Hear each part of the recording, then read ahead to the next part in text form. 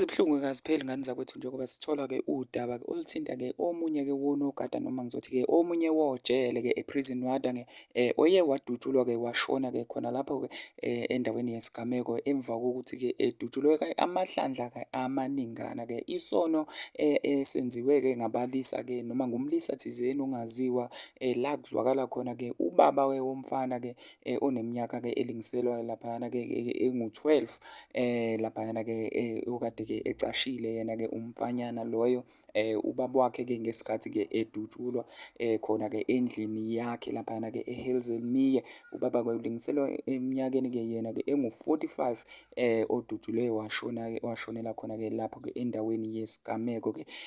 Kuthiwa-ke kusaphenywa mayelana naso-ke lesigameko, kodwa-ke umfana ukwazile-ke ukucasha-ke ekameleni ngesikhathi-ke kubulawa-ke uyise laphayana-ke kuzanyiwe nokuthi-ke kutholakale-ke usizo-ke umfana-ke ngokuthi afonele-ke umama wakhe, kodwa-ke umama wakhe wangakwazi-ke ukuphumelela ukuthi-ke akwazi ukuthola imoto ezomphuthumisa-ke khona lapho-ke endaweni yesigameko njengoba phela yena ube esemlazi.